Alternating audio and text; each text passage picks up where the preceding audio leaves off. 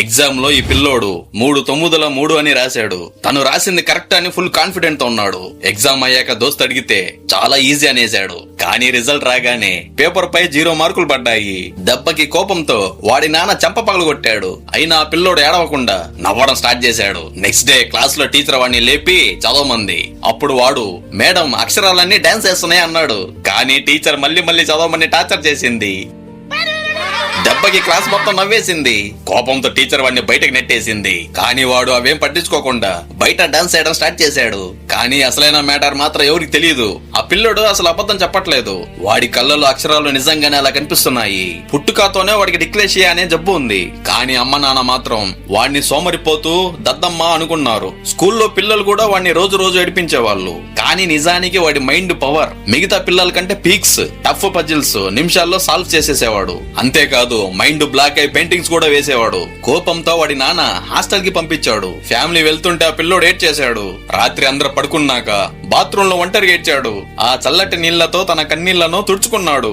ఒక రోజు art teacher ఖాళీ పేపర్ ఇచ్చి నచ్చింది గీయమన్నాడు. అందరూ డ్రాయింగ్ స్టార్ట్ చేశారు. కానీ ఆ పిల్లోడు ఏమి గీయలేదు. టీచర్ చూసినా ఏమి అనలేదు. నెక్స్ట్ డే టీచర్ వాడి దోస్తుని అడిగాడు. అప్పుడే వాడికి డిస్లెక్సియా ఉందని తెలిసింది. వాడి నోట్బుక్ చూడగానే అసలు మ్యాటర్ అర్థమైంది. అందులో ప్రతి పదం రివర్స్ లో ఉంది. అచ్చం అద్దంలో కనిపించినట్టే. అప్పుడే ఆ సారికి అర్థమైంది. ఇన్నాళ్ళు అందరూ ఆ పిల్లోడిని తప్పుగా అనుకున్నారు. నెక్స్ట్ డే ఆ సారు క్లాస్ కి కథ చెప్పాడు. ఒక పిల్లోడు చదువు నచ్చక బుక్స్ చింపి పెన్సిల్ విరగ్గొట్టేవాడు. ఆ పిల్లోడు ఎవరో చెప్పగలరా అని అడిగాడు. దెబ్బకి క్లాస్ మొత్తం నవ్వింది. కానీ ఆ పిల్లోడు మాత్రం భయపడిపోయాడు. ఆ స్టోరీ తన గురించేననే అనుకున్నాడు. కానీ అది వాడి కథ కాదు, ఐన్స్టైన్ స్టోరీ. అది విన్ని ఆ పిల్లోడు షాక్ అయ్యాడు. కొంతమంది లోకాన్ని డిఫరెంట్ గా చూస్తారని ఆ సార్ వాడికి క్లియర్ గా చెప్పాడు. అందుకే వాళ్ళే ఫ్యూచర్ లో జీనియస్ అవుతారు. ఆ మాటలను పిల్లోడు శ్రద్ధగా విన్నాడు. చాలా రోజుల తర్వాత వాడి ఫేస్ లో నవ్వు వచ్చింది. ఆ రోజు బయట క్లాస్ జరుగుతుంటే పిల్లలంతా ప్రాజెక్ట్ లో చేస్తున్నారు. అప్పుడు ఆ పిల్లోడు కర్రకి పెన్సిల్ కట్టి ఆకులతో తెర చేశాడు.